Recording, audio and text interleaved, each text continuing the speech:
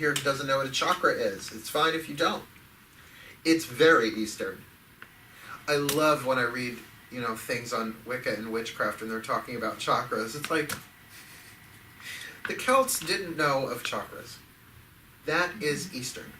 The word chakra itself means wheel of life or wheel of light because it is Sanskrit. And nobody speaks Sanskrit anymore. It's like a dead language. It's like who walks around speaking Latin? I don't mean Latino. I mean like e pluribus unum. Nobody talks that way.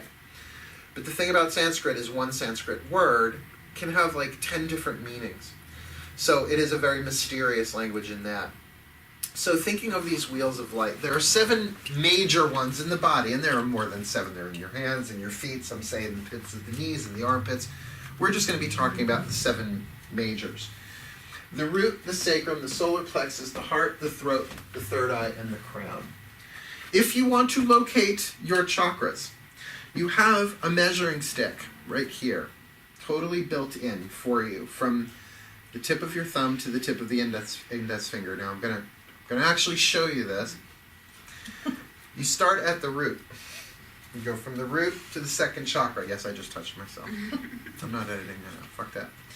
And then you sort of inchworm your way, and it shows you the center of each chakra. Solar plexus, heart, throat, third eye, crown, right to the center of the crown. So if you're trying to physically locate the energy centers, your ruler is right there. Oh God, I could talk about chakras forever. I could do like a full 8-hour workshop on each one of these, but I'm going to abbreviate. Each of these chakras has its own specific thing that it does. Like you don't expect the lungs to pump blood and the kidneys to process oxygen, right? Like each organ does its own thing. Carolyn Mays wrote a brilliant book called Anatomy of the Spirit, which is a really good book, where she looks at these energy centers as databases. And what does a database do? It holds information and it processes energy. Like the database is in your computer, right? It's like moving information and numbers and all of that stuff. And you don't see it. You only see the end result that comes up on the screen. Chakras are very much the same, although some people say they can see them. The root is at the base of the spine.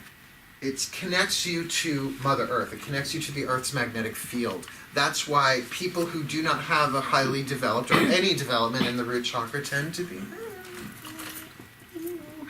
drifters, where they have a really hard time staying in the present moment. That they're just sort of adrift. Usually Aquarians, no offense to any Aquarians in the room.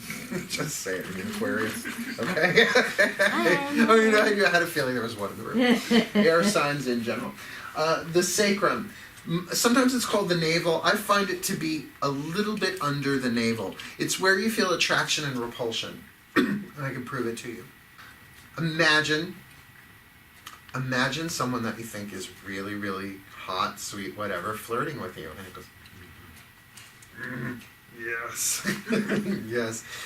Somebody that, your second chakra wants to leave the room. It's your center of sexuality and creativity and on and on and on, all these different things you can learn about it. Solar plexus is kind of where the rib cage splits. It's right in there. The easiest thing I can tell you about it is that it's where you feel anger. That's like the shadow side of it is anger. Somebody pisses you off and this makes a little fist that goes like that. But it is a very important biological center. All of the nerve endings kind of meet there. So it's very powerful. If someone punches you in the solar plexus, it shoots throughout your whole body. But it's solar. And it's funny because it actually looks like a sun. An S-U-N, not an S-O-N. So a very, very important power center. And it tends to be where you hold your personal ethics.